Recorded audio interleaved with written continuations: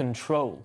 Well, what more is there to come? And is what we have already announced enough? Let's talk through this now with the former Secretary of State from Defence and former Trade Secretary Liam Fox. Welcome to the programme.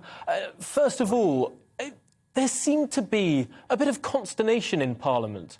No doubt Boris Johnson delivering his statement yesterday with authority and to a quiet and subdued chamber. But as the day went on, more people were asking, is this it?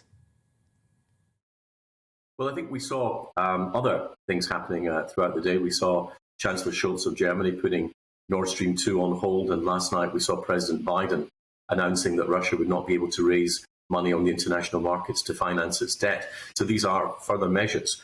I think that we have to be very clear that there's a limit to what sanctions can actually achieve in a country like Russia, which is run by a despot which doesn't exactly care about public opinion or its impact on the ordinary Russian people who have suffered under Vladimir Putin for many years now. So, yes, we can apply further pressure, but I think that we're left ultimately with a decision about, first of all, Russian investment in Europe as a whole, where that has been quite dramatic. Since 2014, Russia has been investing in metallurgy, in critical infrastructure, in energy. It has had import substitution. It's had de-offshoring, all as ways of getting around those 2014 sanctions. So we have to make sure that they're pretty watertight. I think yesterday was a major step forward. I think it was great that the Western allies were in lockstep. It was very clear from what the Prime Minister said in the House of Commons and what President Biden said in his press conference, that this was all very well worked out in advance and that there are further steps to be announced if we go further. The other thing that we have to consider, however, is what happens to the defence of Ukraine in the future. It's very clear that Putin is keen to cannibalise what is a democratic European state, bite by bite.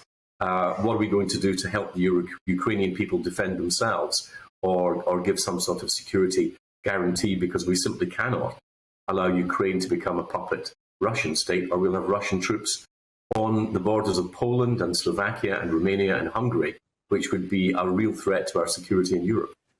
Certainly, it does seem to be that the Western response is incredibly united. Very similar measures being taken by different parts of the world. Europe focusing on gas, of course, the UK focusing on those banks and finance, and of course the coordinated measures against those members of the Russian Duma. Although I suppose there is a worry for some people that if the West has to move in lockstep, as is currently the case, does that not mean that we all move at the pace of the slowest member?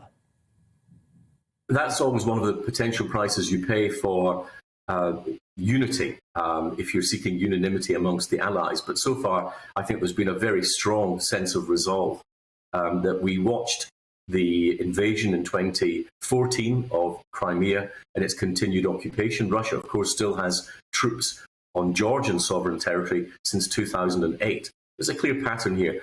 Let's be very frank. Putin wants to re-establish what was the Soviet Empire as a Russian empire. His speech this week, which many thought was quite irrational, talked about Ukraine not being a sovereign state, not having the right to exist as such. We've not heard language like that on the European continent for a very long time, and we know where that led us last time.